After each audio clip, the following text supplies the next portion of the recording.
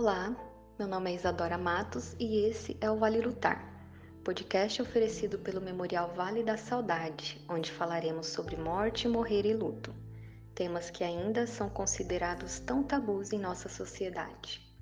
Nosso papo será sempre de forma simples, buscando trazer informações e boas reflexões para o seu final de semana. Seja muito bem-vinda, seja muito bem-vindo.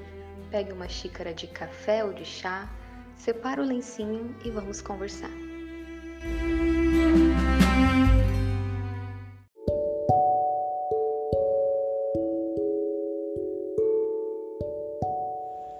Podcast Vale Lutar. Aqui, morte, morrer e luto são assuntos naturais.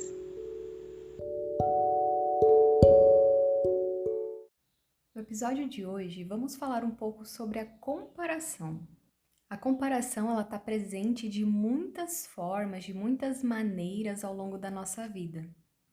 É nos comparando que nós vamos aprendendo a ter um referencial para nos autoavaliar. Sendo assim, não seria diferente no processo de luto. Então, a comparação ela parece nos trazer um pouco desse parâmetro do que é certo, do que é errado. E no luto, essa comparação pode surgir com questionamentos sobre o que você sente, sobre se você deveria estar vivendo ou sentindo de uma forma diferente, ou até mesmo através do conhecimento de outras histórias de pessoas enlutadas, em que você passa a observar dentro do processo delas o que elas estão fazendo, o que você não está, ou o que você pensa que deveria estar realizando ou não. Então, a comparação ela pode ter diferentes formas de acontecer, diferentes funções, mas é muito importante que, principalmente num processo de luto, num processo de perda, você tome alguns cuidados, porque a comparação ela pode te colocar em um lugar muito hostil para a sua própria experiência.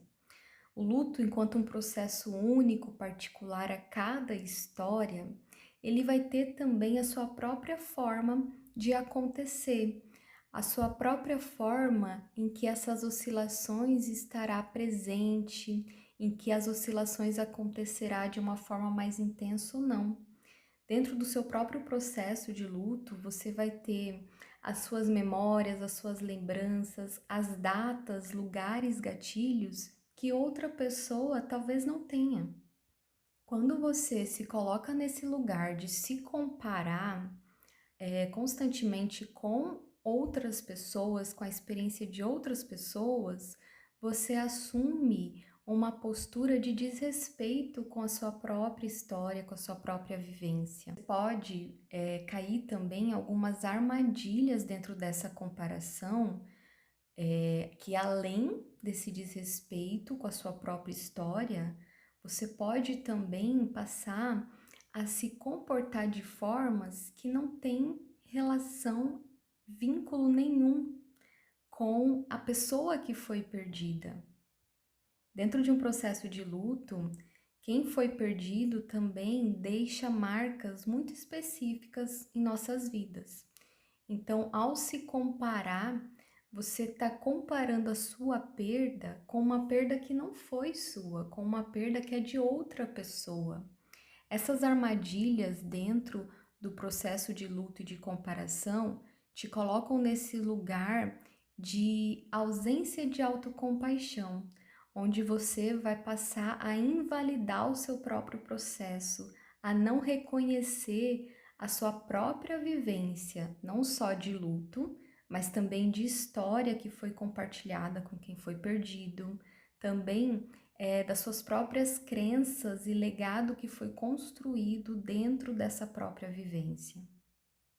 Mas é claro que naturalmente nós podemos nos comparar em alguns momentos, mas é importante que sempre que você se perceber se comparando, se colocando nesse lugar de pior, né? De estar numa vivência pior do que o outro, de não estar fazendo o suficiente, assim como aparentemente a outra pessoa esteja, é bacana que você tente voltar, trazer esse pensamento novamente para você, para o seu interior, para a sua história, de você se perceber quais as características do seu próprio processo.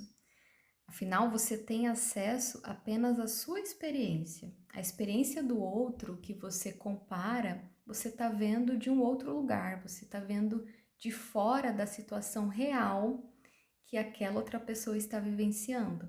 Então, nesses momentos que você se pegar se comparando de uma forma a se autopunir, a se autorrecriminar, pare um pouco, volte a si, reflita sobre quem você perdeu, qual é a sua história com essa pessoa, né? Traga características muito próprias desse seu próprio processo, dessa sua vivência, de como essa pessoa era, qual a importância dessa pessoa na sua vida e se permita, né, trilhar o seu próprio caminho de luto.